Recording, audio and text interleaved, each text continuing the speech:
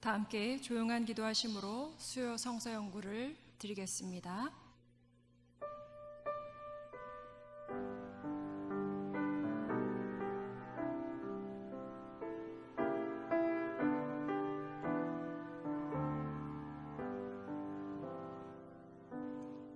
모든 기도와 간구를 하되 항상 성령 안에 기도하고 이를 위하여 깨어 구하기를 항상 힘쓰며 여러 성도를 위하여 구하라. 아멘. 다 함께 찬송가 87장 내 주님 입으신 그옷은 함께 찬양하시겠습니다. 87장입니다.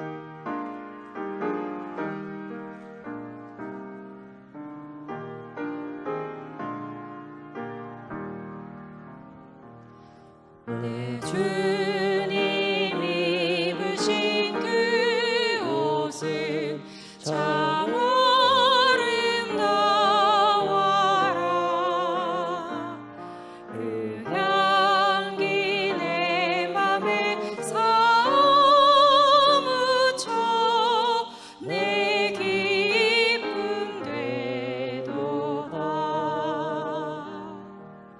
시온 성보다 더 찬란한 저 찬성향 나서 이 세상 오신 예수님 참 내 구세주. 내 주는 쓰라신 고통을 다 견디셨도다. 주 지신 십자가 회을 때 나 눈물을 흘리네. 시온 성보다 더 찬란한 저 천성 떠나서 이 세상 오신 예수님 참 내 구세주. 내 주님 입으신 귀한 옷 나 먼저 보았네. 내 발이 죄악에 빠질 때 주 나를 붙드네. 시온 성보다 더 찬란한 저 천성 떠나서 이 세상 오신 예수님 참 내 구세주. 내 주님 영광의 옷 입고 문 열어주실 때 나 주님 나라에 들어가 영원히 살겠네. 시온 성보다 더 찬란한 저 천성 떠나서 이 세상 오신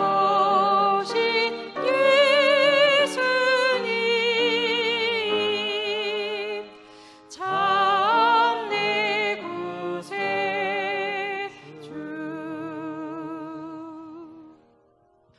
한 장 더 찬양하시겠습니다. 88장 내 진정 사모하는 친구가 되시는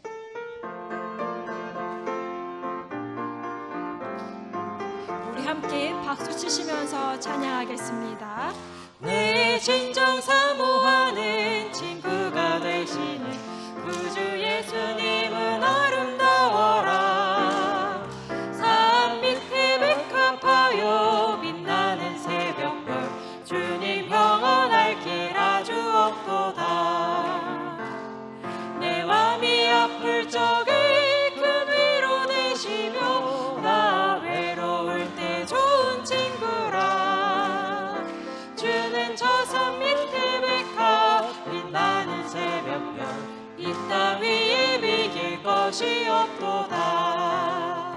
내 맘의 모든 염려 이 세상 고락도 주님 항상 같이 하여 주시고, 시험을 당할 때에 악마의 개교를 즉시 물리치사 나를 지키네.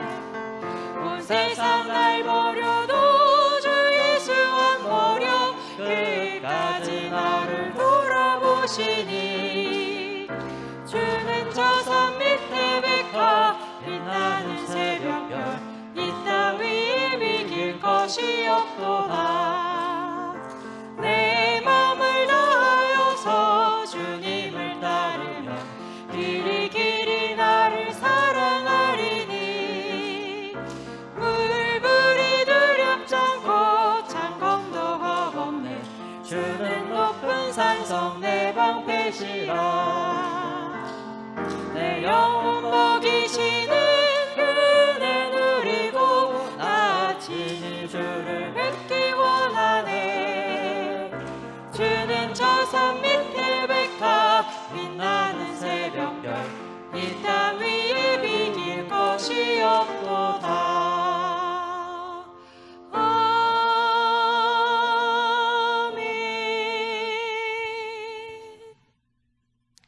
다 함께 사도신경으로 우리의 믿음을 고백하겠습니다. 전능하사 천지를 만드신 하나님 아버지를 내가 믿사오며 그 외아들 우리 주 예수 그리스도를 믿사오니 이는 성령으로 잉태하사 동정녀 마리에게 나시고 본디오 빌라도에게 고난을 받으사 십자가에 못 박혀 죽으시고 장사한 지 사흘 만에 죽은 자 가운데서 다시 살아나시며 하늘에 오르사 전능하신 하나님 우편에 앉아 계시다가 저리로서 산자와 죽은 자를 심판하러 오시리라. 성령을 믿사오며 거룩한 공회와 성도가 서로 교통하는 것과 죄를 사하여 주신 것과 몸이 다시 사는 것과 영원히 사는 것을 믿사옵나이다. 아멘. 성경 봉독이 있은 후에 득송이 있겠습니다. 오늘 우리에게 주시는 하나님의 말씀은 골로새서 3장 12절로 14절까지 말씀입니다. 그러므로 너희는 하나님이 택하사 거룩하고 사랑받는 자처럼 긍휼과 자비와 겸손과 온유와 오래 참음을 옷 입고 누가 누구에게 불만이 있거든 서로 용납하여 피차 용서하되 주께서 너희를 용서하신 것 같이 너희도 그리하고 이 모든 것 위에 사랑을 더하라. 이는 온전하게 매는 띠니라. 아멘. 이는 살아계신 하나님의 말씀입니다.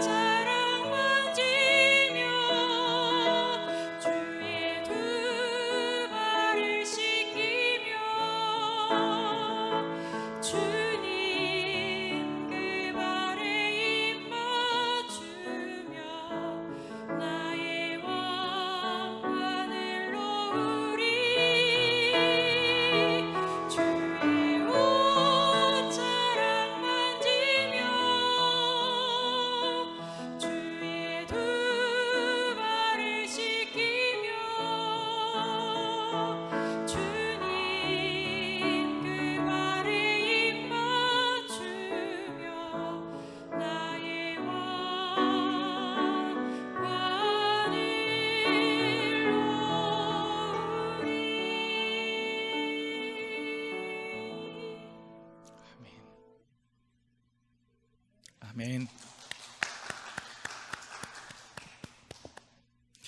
네, 감사합니다. 오늘도 이렇게 방송으로 또 이렇게 수요 성서 연구가 진행되고 이 방송을 통해서 같이 만날 수 있게 돼서 감사합니다. 또한 이곳에 약간의 방송을 도우시는 분들이 와 계십니다.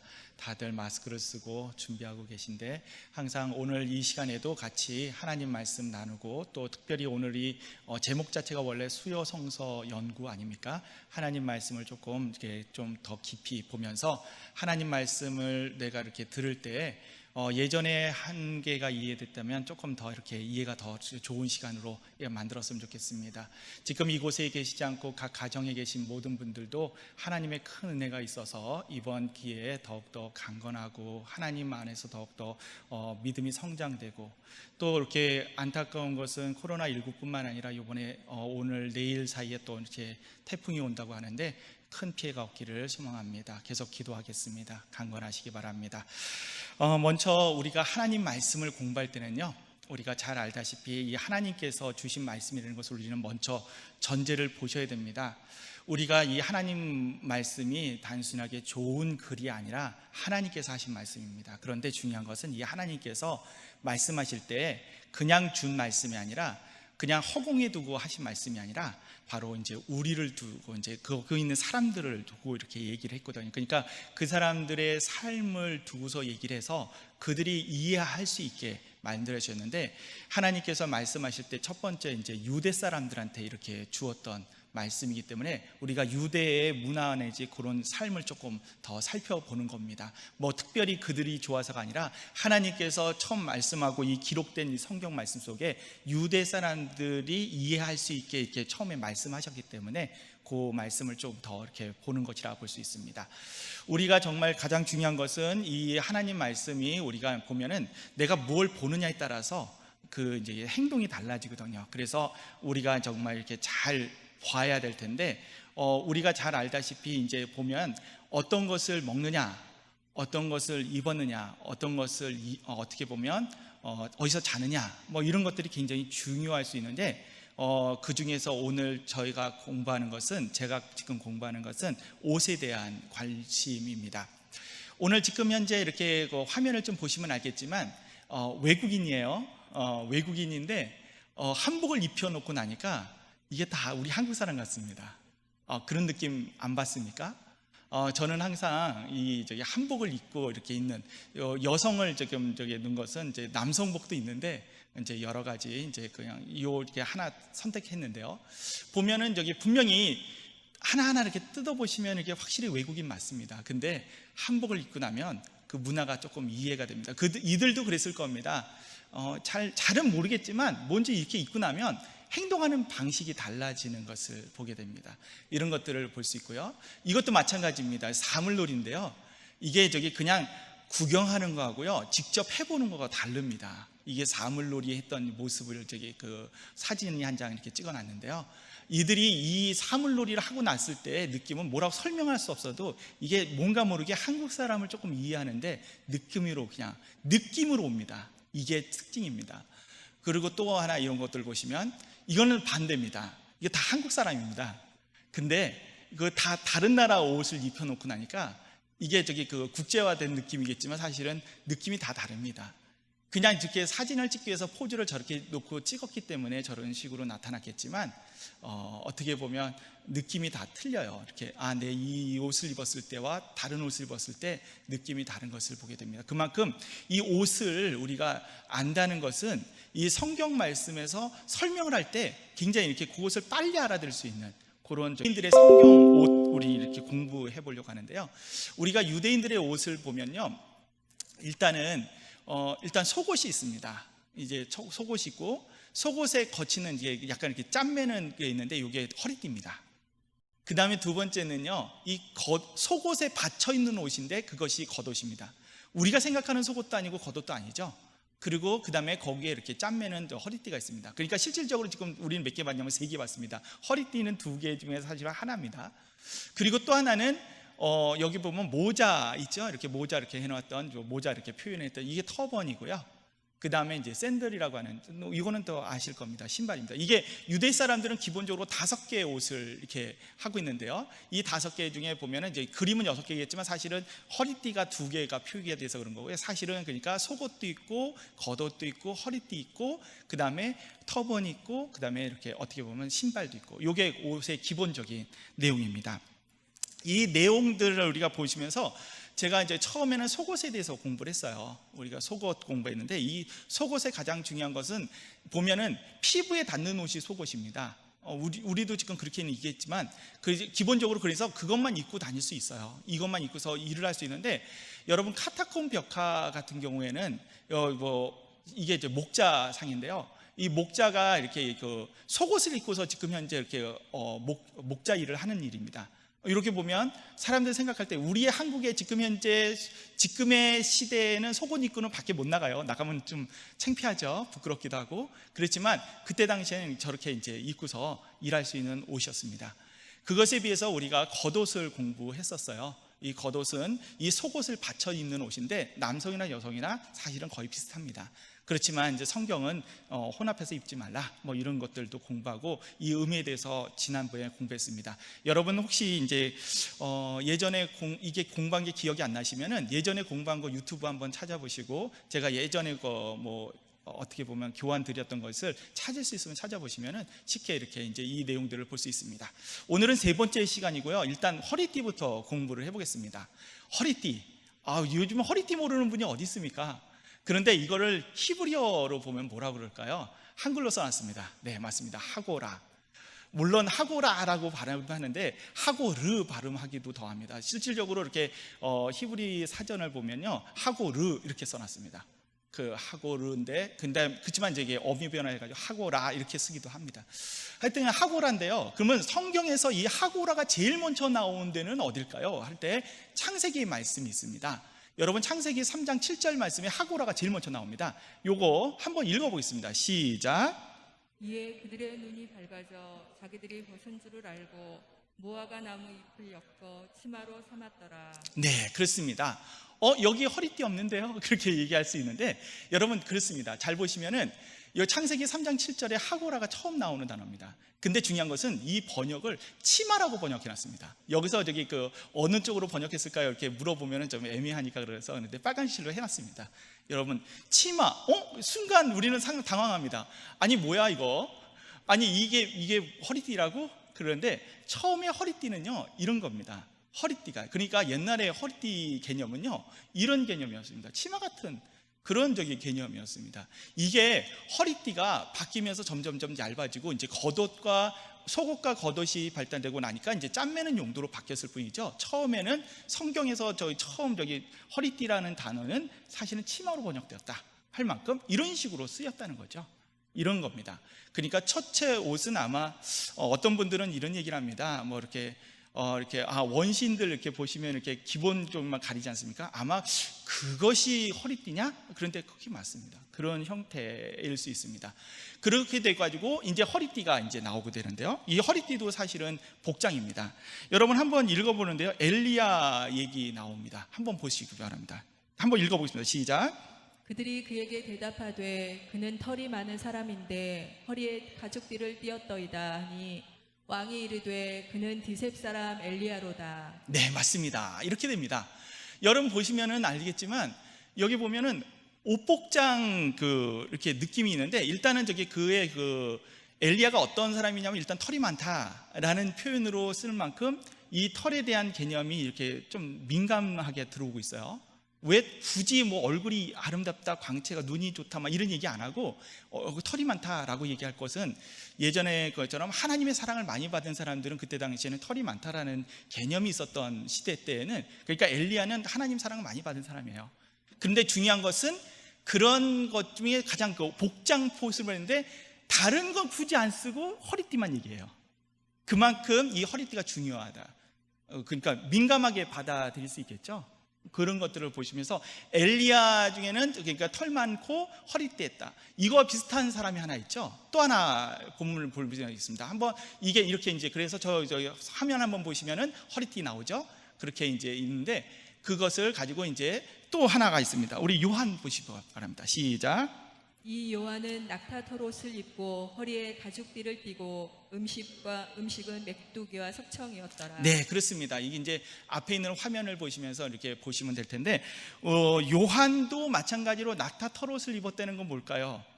굳이 엘리야가 원래 털이 많은 사람이니까 낙타털 옷도 비슷하죠. 그것도 털이 많은 거예요.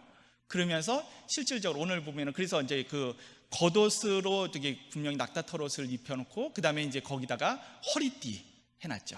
이런 것들을 보면서 이런 복장이구나 이렇게 볼 수 있는 겁니다. 도대체 이런 식으로 표현한 이유가 있습니다. 왜 그럴까라는 것을 우리가 좀 보면서 오늘 보면 되는데, 허리띠를 띠다라는 의미가 무엇인지를 좀 보시면은 왜 이렇게 얘기했는지가 이제 느껴질 겁니다. 첫 번째로 허리띠를 띠다라는 것은 여행, 전쟁 준비가 완료되었다라는 의미로 보통 이제 우리가 생각할 수 있는 범위 내에서 다 얘기가 됩니다. 그런 표현을 쓰고 있는데, 먼저 출애굽기 12장 11절 말씀을 같이 한번 읽어보겠습니다. 시작. 너희는 그것을 이렇게 먹을지니 허리에 띠를 띠고 발에 신을 신고 손에 지팡이를 잡고 급히 먹으라. 이것이 여호와의 유월절이니라. 아멘. 여호와의 유월절 얘기를 할 때, 그럴 때 갑자기 허리에 허리띠를 띠고서 하라는 거예요. 아니 왜 그럴까요? 그리고 또 발에 신을 신고라고 하는 것은 이제 나중에 있지만, 다른 거 보통 옷 입고 해라 이렇게 얘기되는데 허리띠를 띄워라 이런 표현을 쓰고 있습니다. 이게 무슨 얘기냐면, 옷을 다 입을 때 허리띠를 딱 띄웠다는 것은 준비 끝 해놓고서 입어라 이런 식입니다. 왜냐하면 신발은 신을 때도 있고 안 신을 때도 있거든요, 이스라엘 사람들은요. 그러니까 이게 허리띠를 띈다는 것이 준비가 되었다는 겁니다. 지금 뭐냐면, 유월절이 끝나가지고 요 식사 끝나면 바로 이제 출애굽한다, 이거 알려주는 겁니다. 여러분 이것을 감을 알지 못하면 식사 급하게 하라는 보다 이렇게 아니라 지금 여행 준비 끝나라. 그러니까 이 6월절 식사 끝날 때 실질적으로 끝나고 나서는 이제 그 다음에 이제 바로가 이제 결정적으로 나가라 이렇게 되니까 바로 나가기 시작하는 여행이 시작되는 것을 보게 되는데, 여행 바로 준비가 다 끝났다 이런 의미로, 그러니까 단순하게 식사해라가 아니라 이제는 여행 준비하고 이제 끝났으니까 딱 먹고 출발, 이거 할 때 나타나는 표현으로 허리띠 띄어라 이런 식으로 표현하고 있는 것입니다. 그리고 그것 때문에 만반의 채비도 되는 거죠. 만반의 채비로서의 모습을 한번 읽어보겠습니다. 레위기야 1장 17절 말씀 한번 읽어봅시다. 시작. 너는 내 허리를 동이고 일어나 내가 내게 명령한 바를 다 그들에게 말하라. 그들 때문에 두려워하지 말라. 아멘. 이 말씀이 무슨 얘기입니까? 이거는 하나님께서 예레미야한테 얘기하는 거예요. 너 이제는 나가서 이제 보낼 테니까 가서 이제 하나님 말씀 전하라는 거예요. 그러면서 온 땅과 유대의 왕들과 지도자들과 제사장들과 그의 백성들한테 전하라. 그런데 준비하고 만반의 준비를 하고 전해라 이렇게 얘기하면, 그러면 이런 표현을 쓰는 겁니다. 그냥 나가서 전해라 그러면 되는 거예요. 나가서 이제 시작해 이렇게 하는 게 아니라 단순하게 그냥 하지 않고 준비하고 만반의 준비 끝내고 이제 준비해라. 이제는 나갈 때가 됐다. 준비하는데 언제가 아니에요, 바로 지금 이라고 하는 그런 표현 속에서 허리띠를 띄었다라는 개념. 그러니까 허리띠를 띄었다는 그 자체 속에서 이게 그냥 단순하게 조금 전해보죠 뭐 이런 게 아니라 준비하는 겁니다. 저 같은 경우에도 오늘 이 강의를 준비할 때 그냥 단순하게 준비하지 않고, 이게 끝난 다음에는 요 방송을 위해서 한번 방송실 가서 한번 돌려보고 다시 준비해보고 확인해보고 방송 장비가 제대로 돌아가는지 확인하는 이런 것들이 사실 다 있어야 됩니다. 그러지 않으면 갑자기 할 때 안 되면 왜 안 되지? 막 이렇게 당황하게 되는데, 바로 이 예레미야한테도 그런 식으로 하나님께서 이제 허리띠 메고 이제 준비됐으면 가라 이렇게 할 때, 그럴 때 준비 끝내라 이런 표현일 것입니다. 세 번째 내용도 있습니다. 위임식입니다. 위임식 한번 읽어보겠습니다. 위임식 시작.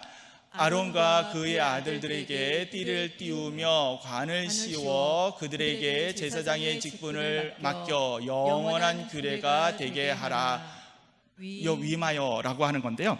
제가 여기서 보면 가장 중요한 것은, 오늘 여기서 보면 이제 모세가 아론한테, 그리고 아론의 아들들한테 제사장을 위임합니다. 그럴 때 단순하게 위임할 때 보면은 여러 가지 위임하는 있죠. 예전 같으면 어떻게 했습니까? 제가 이거 말고 이제 영화를 좀 좋아하기 때문에 특히 옛날 영화들을 이렇게 좋아합니다. 그러면은 기사한테 너 이제 국방의 의무를 잘 감당하라 그래가지고 너 기사를 세우겠다 그랬을 때, 그럴 때 가장 큰 위임 중에 하나가 뭐냐면 칼을 줘요. 칼을 주기도 합니다. 그렇죠? 당연하죠. 칼을 주면서 이제 나가서 이제 싸워서 이겨라, 뭐 명예를 드높이고 왕국을 지켜라, 막 이렇게 얘기하는 건데, 제사장한테는 위임할 때 뭘 줄까요? 라고 할 때 사람들은 얘기합니다. 뭘 주지? 이렇게 얘기할 수 있는데, 그런데 중요한 것은 뭘 이렇게 제사 도구를 준 게 아니고, 그 어떻게 보면 관이라고 하는, 이 관은 다음 시간 조금 이따가 배우겠지만, 어떻게 보면 터번을 주고요, 그 다음에 허리띠를 매게 합니다. 그러면서 너 이제는 이거 이제 준비돼야, 옷을 입혀주는데, 옷을 단순하게 겉옷과 속옷을 입혀준 게 아니라, 그게 아니라 실질적으로 띠를 주었다. 이런 개념을 우리가 좀 잘 보실 필요가 있습니다. 그래서 민감하게 본다면, 이게 이런 위임의 개념도 허리띠였구나. 이거는 저기 바로 다음 구절에도 나오는 겁니다. 한번 읽어보겠습니다. 시작. 내 옷을 그에게 입히며 내 띠를 그에게 띄워 힘있게 하고 내 정권을 그의 손에 맡기리니. 아멘.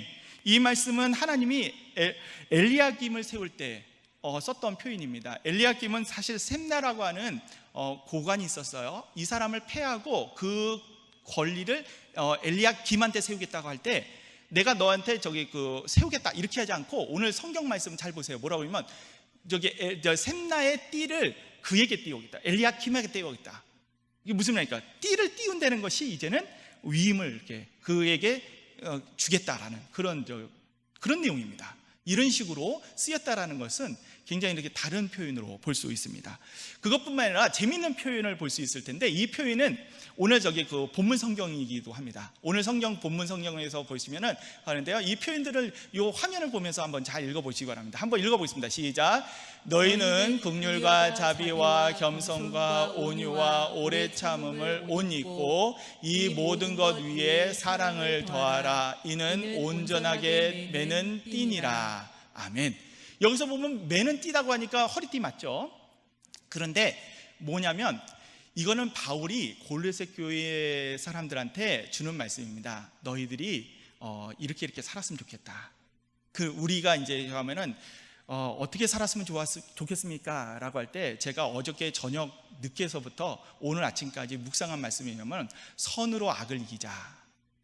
이 말씀에 대해서 굉장히 요즘에 묵상을 어저께 저녁에서부터 오늘 아침까지 해왔습니다. 이게 뭐냐면, 악한 사람들이 있다고 그것을 악하게 해봤자 안 돼요.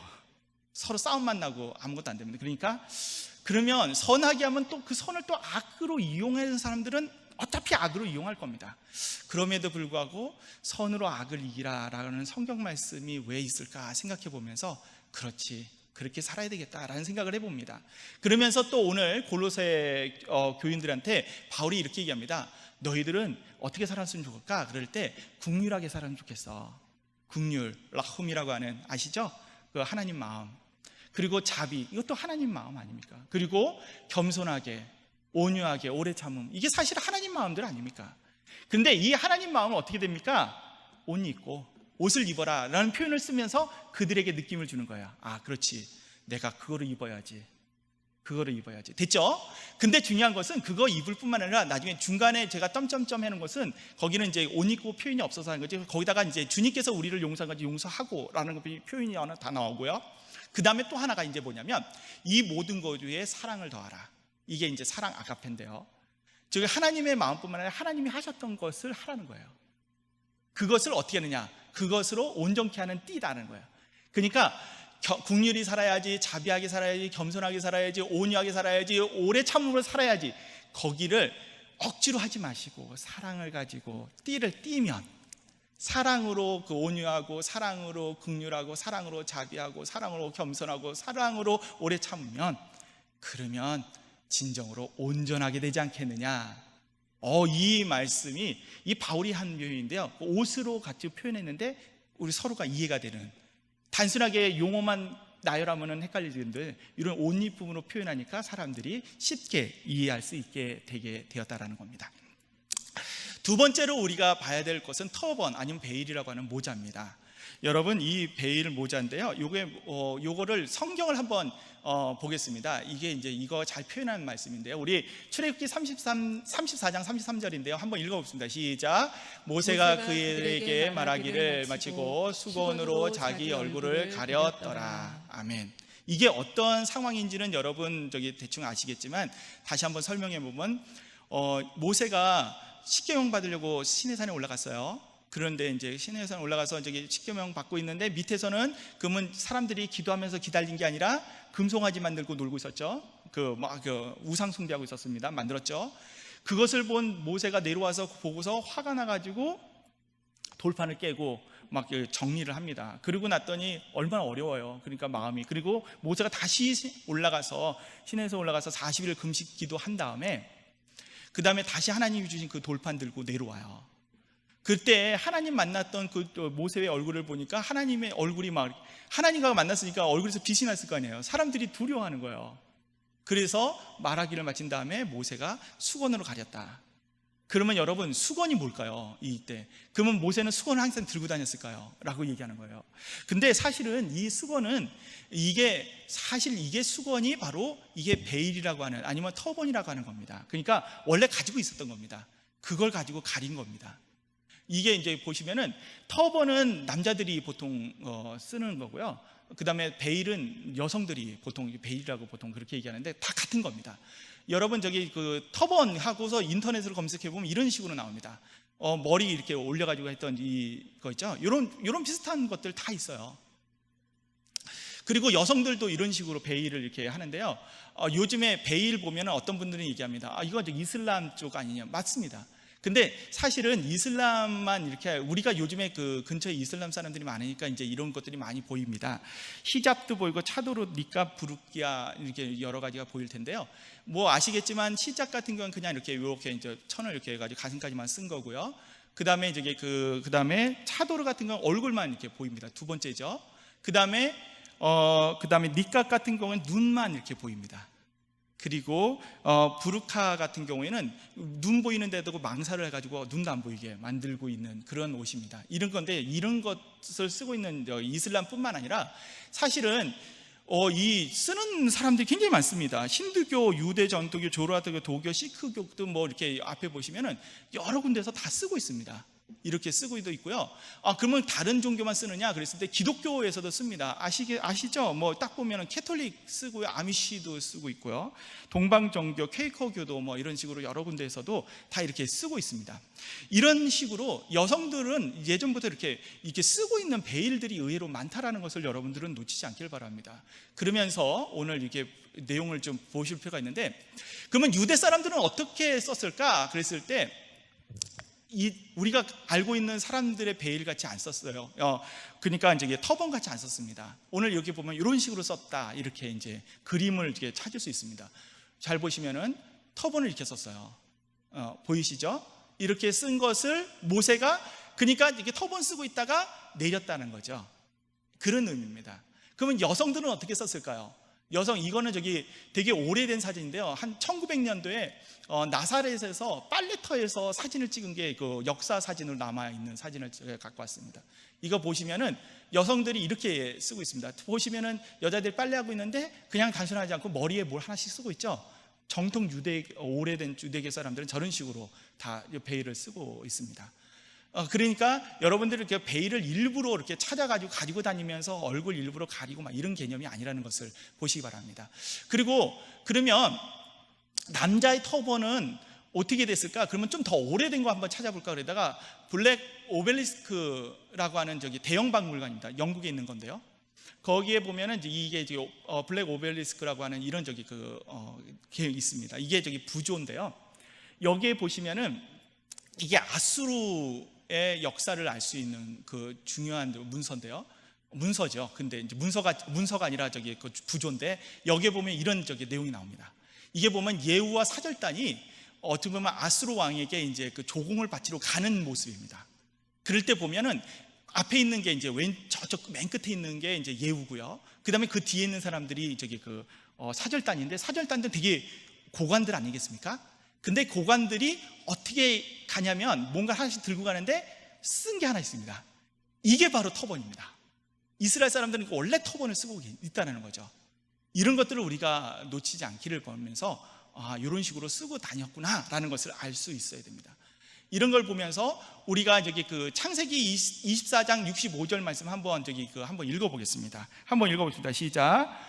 우리에게로 마주오는 자가 누구냐? 종이 이르되 이는 내 주인이다. 리브가가 너울을 가지고 자기의 얼굴을 가리더라. 아멘. 번역은 너울로 했는데 이게 바로 우리가 아는 베일입니다. 지금 뭐냐면 이게 이제 그 남편을 이제 첫 만남 아닙니까? 그랬을 때 여자들이 일부러 이렇게 뭐 이렇게 준비했다 이런 게 아니라 원래 쓴 것으로 가리는 겁니다. 그냥 뭐 이렇게 그냥 부끄러워서 원래 저는 부끄러워서 가리는 게 아니라 원래 가리는 거예요. 이게 문화라는 것을 우리는 놓치지 않기를 바랍니다. 그러니까 이 여인이 그냥 뭔가 이렇게 숨기려고 아니면 자기를 잘 안 보이려고 그런 게 아니고요. 원래 문화 자체가 가리는 것이 문화입니다. 그리고 또 하나가 있습니다. 여러분 이제 이런 것도 있습니다. 이사야 61장 3절 말씀인데요. 이것도 이제 터번을 알면 아주 좋은 느낌이 옵니다. 한번 읽어보겠습니다. 시작. 무릇 시온에서 슬퍼하는 자에게 화관을 주어 그 죄를 대신하며 기쁨의 기쁨으로 그 슬픔을 대신하며 찬송의 옷으로 그 근심을 대신하리시고. 이게 무슨 얘기냐면 이제 이사야 선지자가 이제 다시 이제 회복시켜 주겠다는 얘기를 하는데, 거기서 보면요, 슬픈 일이 있을 때 이스라엘 사람들은요 옷을 찢어요. 그리고 터번을 벗겠죠. 그리고 머리에 재를 뿌립니다. 그러면 이거 바뀌려면 어떻게 됩니까? 재를 없애야 되고 거기다 터번을 다시 올려주면 되겠죠. 이걸 번역을 화관이라고 번역해놨으니까 이게 터번인지 아닌지 꽃의 화관이냐 막 이렇게 얘기하지만 사실은 이게 터번입니다. 그러니까 그 뭐냐니까 이제 슬픔을 없애고 거기다가 다시 정상적인 옷을 입혀주겠다. 그러니까 이제 기쁨이 되는 겁니다. 죄가 없어지는 거죠. 그런 개념으로 이렇게 보신다면 우리가 알고 있는 그런 의미하고 전혀 다른 의미라 이렇게 볼 수 있습니다. 그러면 첫 번째로 이 터번에서 볼 수 있는 것은 제사장입니다. 이 제사장의 내용을 한 번만 잠깐만 더 볼 텐데요. 우리 제사장 한번 읽어보겠습니다. 시작. 너는 가서는 배실로 반포 속옷을 짜고 가는 배실로 관을 만들고 띠를 수마려 만들지니라. 아멘. 이게 제사장 복장에 대한 설명인데 그 중에 하나가 이제 관에 대해서만 얘기하겠습니다. 여기서 관을 만든다 그러면 뭡니까? 이게 바로 이게 우리가 얘기하는 터번입니다. 그러니까 우리가 보통 쓰던 터번이 아니고 제사장은 다른 터번, 다른 모자 써라 이런 얘기입니다. 여러분 그러니까 여러분 그냥 좋은 그 제사장은 특수 옷을 입어서 만들고 그 제사 진례를 하겠지만 그럼에도 불구하고 모자도 다르게 만들었다 이렇게 볼 수 있습니다. 이렇게 있고요. 지금 이 두 번째가 볼 수 있는 것은 이제 나병 환자입니다. 제가 이 나병 환자에 관심을 좀 더 두었는데요. 이거 한번 읽어보겠습니다. 시작. 나병 환자는 옷을 찢고 머리를 풀며 윗뉴스를 가리고 외치기를 부정하다 부정하다 할 것이요. 이게 뭘까요? 나병 환자들은 그러면 특별한 옷을 더 만들어야 되나? 왜냐하면 옷을 일단 찢어야 되죠. 그 다음에 머리를 풀어야 되죠. 입술을 가려야 되죠. 자, 입술 가리는 게 뭐로 가릴까요? 라고 할 때 터번은 위에만 이렇게 있었잖아요. 근데 요거를 풀러서 입술을 가리면 됩니다. 그래서 이런 식으로 되지 않을까 이렇게 했는데, 잘 보세요. 나병 환자 이 그림을 제가 고민을 해봤어요. 왜냐하면 예수님 어떤 영화 같은 거 있지 않습니까? 거룩한 영화 뭐 이런 것들, 아니면 성화 내지 뭐 이런 것들 보시면은 나병 환자들이 예수님한테 찾아왔을 때는요 다 터번을 안 쓰고 찾아와요. 그리고 그냥 저 도와주세요 막 이렇게 소리 지르고 막 그러면 예수님 뭐 치유하라 그러면 걔가 그런 식으로 돼가지고 제가 이렇게 이 그림을 찾았는데 그 중에서 유일하게 이 그림만이 그래도 터번을 쓰고서 예수님한테 얼굴도 안 보이고 그 다음에 그 나병 환자의 그 손을 이렇게 올려가지고 이렇게 딱 만지는 장면인데, 이거 보면 터번 썼던 모습입니다. 제가 이렇게 거의 다른 그림보다도 가장 오래 찾았던 그림입니다. 왜냐하면 사람들이 나병 환자는 그 예수님 찾아왔을 때 터번을 하나도 안 쓰고서 그렇게 그려놓은 게 너무 많아서 당연히 터번 써야 됩니다. 근데 어떻게 써야 될까라고 할 때 이건 추정입니다. 이거는 사막에서 쓰는 방식입니다. 보통 위에 보시면은 이게 유대 사람들이 쓰는 방식으로 머리만 썼죠. 그것을 눈만 빼꼼하게 하고 쓰는 방식, 이게 사막에서 쓰는 터번 방식입니다. 근데 아마 이렇게 쓰라고 했을 것 같아요. 그렇게 하면 그럼 풀어야 되죠. 터번을 풀어서 이렇게 써야 되겠죠. 왜? 유니스를 가려야 되니까. 그러면 이렇게 되는 겁니다. 그러면 눈만 보입니다. 왜 이랬을까요? 여러분, 이거 왜 하나님은 이렇게 쓰라 그랬을까 고민을 하다가 제가 이게 바로 이게 하나님의 사랑이라는 생각을 해봤습니다. 왜냐하면 여러분, 저기 나병 환자들은요 몰골이 흉측합니다. 만약에 네가 터번을 항상 그렇게만 쓰라 그러면요, 그러면 항상 썼다 뺐다 썼다 뺐다. 여러분, 답답할 때 마스크 쓸 때 어떻게 쓰는지 아시죠?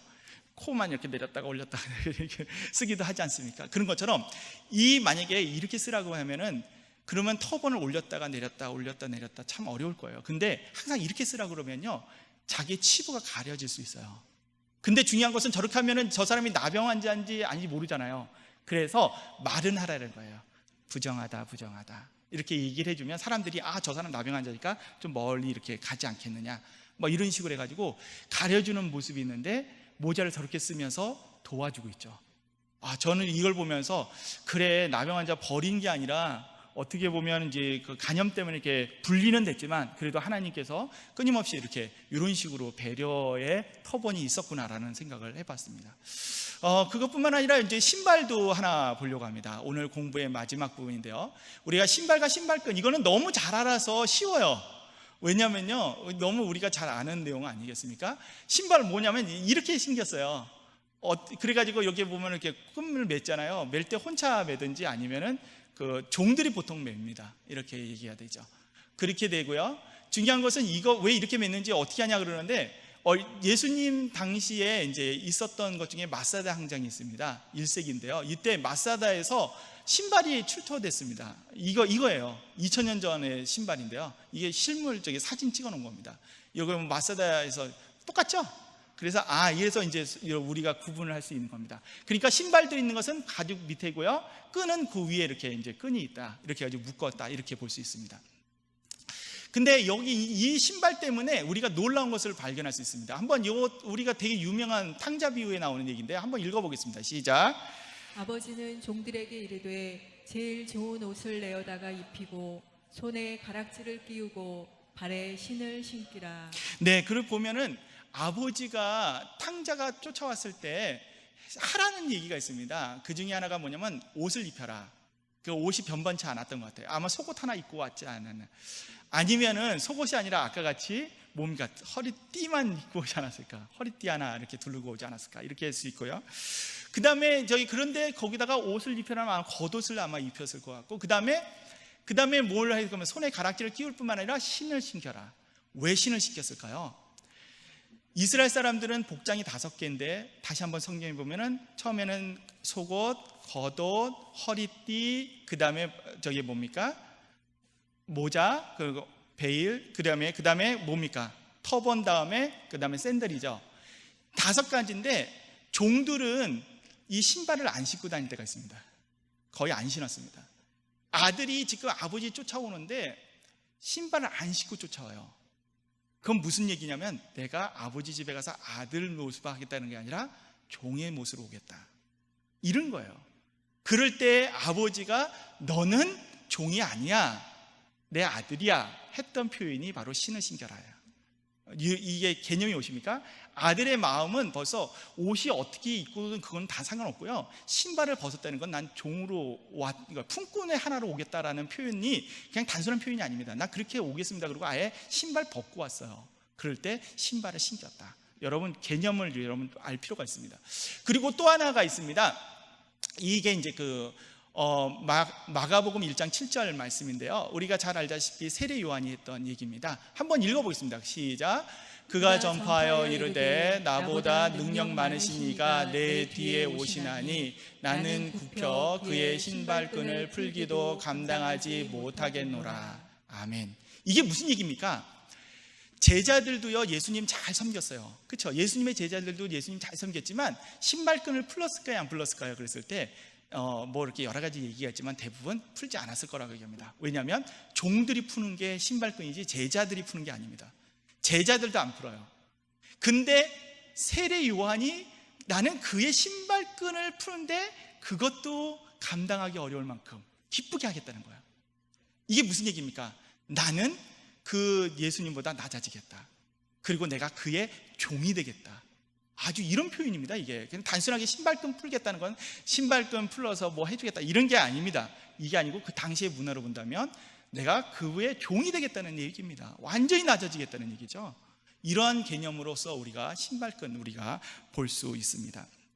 그러면 신발끈의 용례를 잠깐만 살펴보면 좀 볼 텐데요. 첫 번째 우리가 한번 읽어보겠습니다. 시작.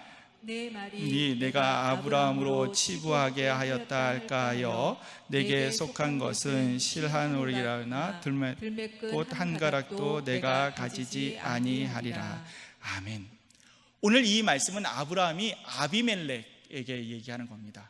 이 아비멜렉, 이제 아브라함이 사실 그 가뭄 때문에 아비멜렉 가서 좀 살고 이런 일이 벌어졌어요. 그리고 또 여러 가지 일들이 있었는데, 근데 아브라함이 떠날 때 그런 얘기 하죠. 나는 신발끝 하나도 안 가지고 나가겠다.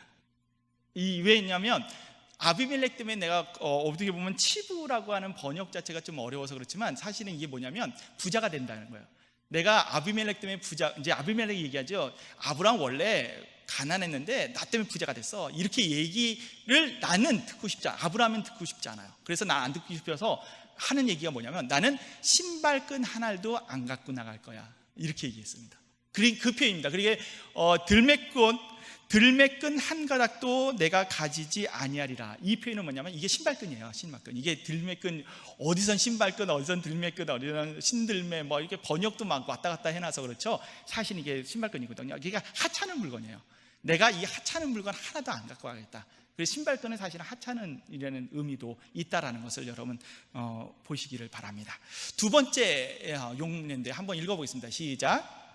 다윗이 감난산길로 올라갈 때에 그의 머리를 그가 가리고 맨발로 울며 가고. 이게 뭐냐면요, 이게 신발을 신지 않는 것은 슬픔, 조의를 표할 때인데요. 이게 어떤 때냐면 아들이 압살롬이 반란을 일으켜가지고 다윗이 도망갈 때 나타나는 현상입니다.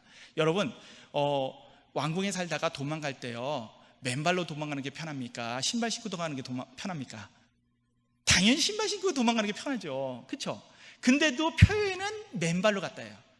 왜 맨발로 갔다고 할까요? 이게 바로 다윗의 마음을 표현하는 거예요. 이게 진짜로 맨발이었을 건 진짜 맨발일 수도 있겠지만 사실은 그의 마음이죠. 뭡니까? 나 너무 아프다는 거예요. 마음이. 왜 아픕니까? 원래 적이고 원래 원수가 자기 죽이겠다 칼을 뽑았으면 그러면 피했다가 다시 찌르면 되죠. 근데 이거는 찌르려니 자기 아들이야. 그 얼마나 마음이 아파요. 그러면서 그 마음을 표현했던 게 맨발로라고 하는 표현입니다. 여러분, 그냥 맨발로 하는 순간 신발이 없어서, 다른 사람은 다 맨발로 가도 다윗 왕은 신발 신고 도망갈 수 있었어요. 그래도 맨발로라는 표현은 마음이 그렇게 아프다 이런 표현이지, 이걸 진짜 맨발로 이렇게 보시면 안 돼요. 그런 겁니다. 세 번째 한번 읽어보겠습니다. 시작. 하나님이 이르시되 이리로 가까이 오지 말라. 내가 선 곳은 거룩한 땅이니 내 발에서 신을 벗으라. 이건 너무 많이 설교를 들어서 아실 겁니다. 거룩하고, 즉 존경의 표시는 뭡니까? 신발을 벗는 거죠. 모세한테 얘기하죠. 하나님 딱 나타나자마자, 스네라고 하는 떨기나무에서 나타나자마자 모세한테 얘기하죠. 신발 벗어라, 이렇게 얘기하는 거죠. 이건 같은 내용도 있어요. 여호수아 거 한번 읽어보겠습니다. 시작. 여호와의 군대 장관이 여호수아에게 이르되 내 발에서 신을 벗으라. 내가 선 곳은 거룩하니라 하니 여호수아가 그대로 행하니라. 아멘. 여기서도 여호와의 군대 장관이 딱 나타나서 여호수아한테 하는 얘기가 있습니다. 나 존경해라. 그 표현을, 존경하라면 무릎 꿇어, 그 다음에 뭐 이렇게 하지 않고 신발 벗어라. 이 문화적인 차이입니다. 여러분, 옛날 같으면은 딱 이렇게 앞에서 겨수 격리를 제대로 하든지, 군대에서는 그 장군이 왔을 때는 뭐 이렇게 군악대가 빰빠람 빰빰빰빰 막 이렇게 하기도 하고 막 이렇게 여러 가지가 하는데, 그런 게 아니고 여기서는 존경의 표시로 신발을 벗어라. 다르죠? 조금. 이 의미를 잘 보시기 바랍니다. 그리고 아모스 2장 6절 말씀 한번 읽어보겠습니다. 시작. 이스라엘의 서너 가지 죄로 말미암아 내가 그 벌을 돌이키지 아니하리니 신 한 켤레를 받고 가난한 자를 팔며. 네, 그렇습니다. 아모스가 북이스라엘에 어떻게 보면 고리되고 파는 사람들한테 하나님 말씀을 전합니다. 전할 때 뭐라 그러냐면, 사람의 목숨값이 얼마냐라고 할 때 너 신 한 켤레시냐 이렇게 얘기하는 거예요. 은으로 의인을 팔고, 그 다음에 오늘 여기서 보면 신 한 켤레로 가난한 사람 팔았다는데, 여기서 보면은 신이 고가 개념이 아니고 굉장히 하찮은 것, 사람이 그렇게 고리되고 해가지고 아주 하찮은 거, 그거 하나 갖고서 어떻게 사람을 팔 수 있느냐, 뭐 이런 식으로 가난한 사람 팔았다, 이런 아주 고발적인 얘기입니다. 이렇게 하는 것이 볼 수 있습니다. 그리고 또 하나가 있습니다. 같이 한번 읽어보겠습니다. 시작. 이에 그 귀염 물을 자가 보아스에게 이르되 내가 너를 위하여 사라 하고 그의 신을 벗는지라. 아멘. 오늘 여기서 보면 소유권을 이전할 때 쓰는 방식 중에 하나가 또 신을 벗어준다라는 것으로 어떻게 보면 룻기에 나오는 표현입니다. 이런 걸 보면서 소유권 이전하는 것도 단순하게 요즘 같으면 어떻게 합니까? 계약서에다가 도장 꽝 찍어서 주죠. 사실 그러면요, 그게 소유권이 됩니까?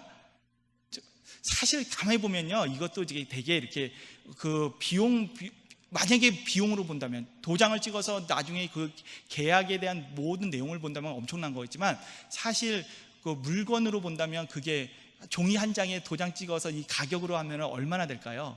돈 1,000원도 안 되죠? 200원이나 될까요? 안 되죠? 되게 마찬가지로 계약을 할 때 이 신을 준다는 것이, 물건을 다 주는 것도 마찬가지겠지만 그런 거 왔다 갔다 하겠죠.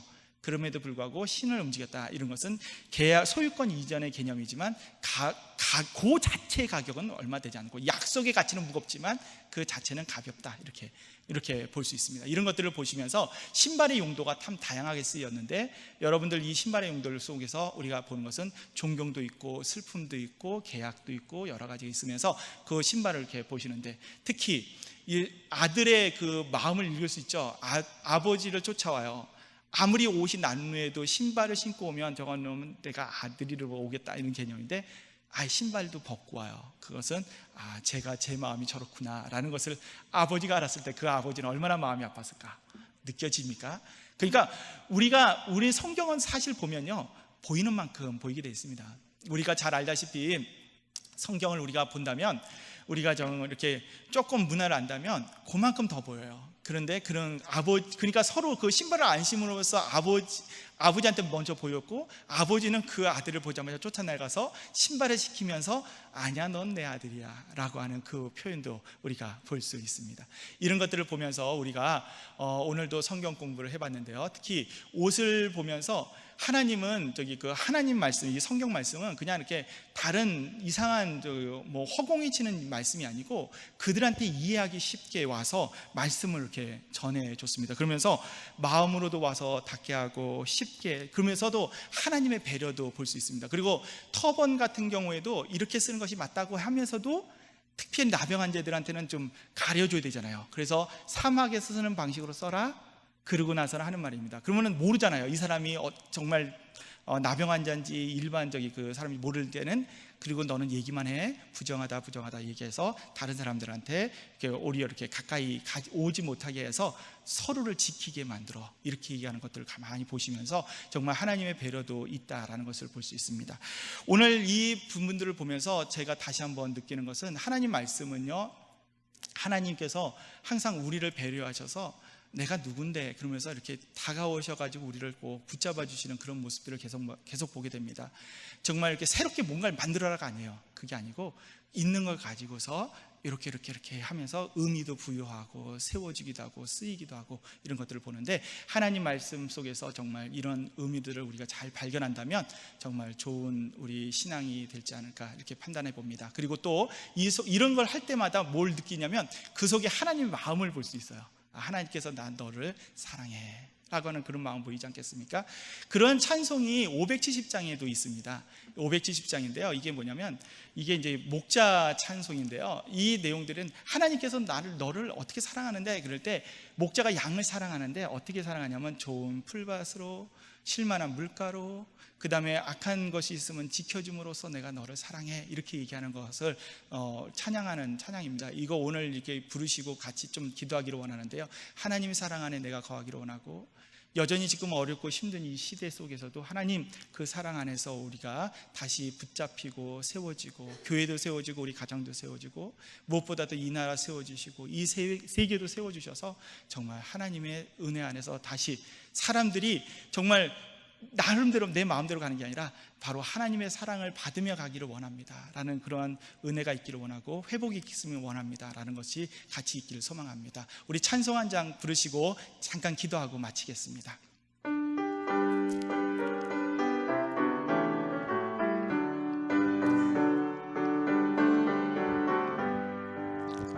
주는 나를 기르시는 목자요, 나는 주님의 귀한 어린 양.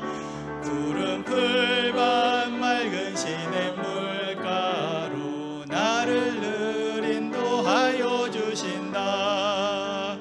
주는 나의 좋은 목자, 나는 그의 어린 양. 저를 따라 꼴을 먹여주시니 내게 부족함 전혀 없어라. 예쁜 새들 노래하는 아침과 노을 비끼는 고운 황혼에 사랑하는 나의 목자 음성이 나를 언제나 불러주신다. 주는 나의 좋은 목자, 나는 그의 어린 양. 저를 따라 꼴을 먹여주시니 내게 부족함 전혀 없어라. 못된 짐승 나를 잊지 못하고 거친 비바람 삼지 못하리. 나의 주님 강한 손을 펼치사 나를 주야로 지켜주신다.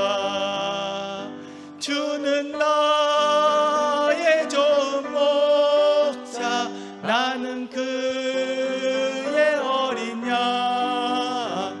저를 따라 꼴을 먹여주시니 내게 부족함 전혀 없어라.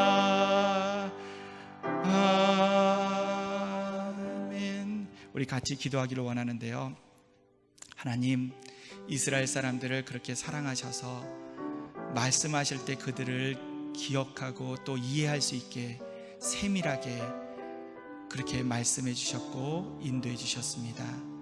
그 이스라엘을 인도해 줬던 그 하나님처럼 진정으로 우리나라도 지켜주시고 우리 가정도 지켜주시고, 특별히 우리 교회가 정말 믿음으로 온전히 세워질 수 있게 해달라고 우리 잠시만 같이 통성으로 기도하겠습니다. 참 좋으시며 은혜가 많으신 하나님 감사합니다. 오늘도 성경 말씀과 의복에 대해서 세 번째 시간을 가졌습니다. 진정으로 하나님, 이 의복을 원래 입고 있었는데 거기다가 의미를 부여하며 진정으로 하나님 말씀을 잘 이해하고 그 말씀대로 세우고 어떻게 움직이고 있다라는 것을, 그 하나님의 뜻과 마음을 그 의복에 담아서 또 이렇게 말씀을 전해준 부분도 있었습니다. 이것을 보면서 하나님의 마음을 다시 한번 보기를 원합니다. 이 세상에 진정 하나님의 생명과 은혜가 있기를 원하오니 도우시고, 하나님께서 원래 회복해 주시고 샬롬 그 평화가 있기를 원하는 것이 바로 우리 이곳에 있기를 원하오니 도와주시옵소서. 특별히 하나님, 이 나라를 지켜주시옵소서. 정말 갈 바를 알지 못하고 어느 것이 답인지 알지 모릅니다. 서로가 서로를 갈등할 때가 있습니다. 그들에게도 하나님이 주시는 은혜로 세워주시고 은혜 주시고, 바라옵기는 아버지, 이 나라가 정말 주님 때문에 세워져서 다시 하나님 생명으로 다시 일상이 회복되고 나아갈 수 있도록 도와주시옵소서. 이제 태풍도 올라온다는데 큰 피해 나지 않게 하시고 넉넉히 이것도 잘 서로가 서로를 의지하며 극복할 수 있도록 도우시고, 또 하나 아버지 기도하는 것은 이 교회도 하나님 안에서 정말 하나님의 뜻을, 하나님의 사랑을, 하나님의 진리를, 하나님의 생명을 잘 전할 수 있는 교회가 될 수 있도록 도와주시옵소서. 특별히 코로나 때문에 같이 모여서 예배들은 드리지 못했지만 어디 있든 실시간으로 같이 예배드린 모든 권속들에게도 하나님 은혜로 풍성하게 하는데 아버지 강건함과 함께 회복과 함께 하나님이 주시는 은혜의 풍성함이 있게 도와주시옵소서. 오늘도 같이 하신 감사드리며 예수님의 이름으로 기도드리옵나이다. 아멘. 이제 주님이 가르쳐주신 기도로 마치겠습니다. 하늘에 계신 우리 아버지시여, 이름이 거룩히 여김을 받으시오며 나라의 마옵시며 뜻이 하늘에서 이룬 것 같이 땅에서도 이루어지이다. 오늘날 우리에게 일용할 양식을 주옵시고 우리가 우리에게 죄 지은 자를 사하여 준 것 같이 우리 죄를 사하여 주옵시고 우리를 시험에 들게 하지 마옵시고 다만 악에서 구하옵소서. 대개의 나라와 권세와 영광이 아버지께 영원히 있사옵나이다. 아멘.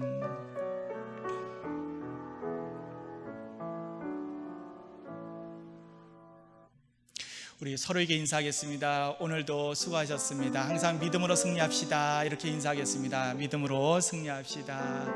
집에 있는 분들은 서로 진정으로 이렇게 내 손을 붙잡고 해도 믿음으로 승리합시다. 이렇게 했으면 좋겠습니다. 그리고 또 하나가 있습니다. 선으로 악을 이깁시다. 이렇게 인사하겠습니다. 선으로 악을 이깁시다. 맞습니다. 항상 선으로 악을 이기는 우리의 아현중앙교회 모두가 되시길 바랍니다. 다음 시간에 또 뵙도록 하겠습니다. 감사합니다.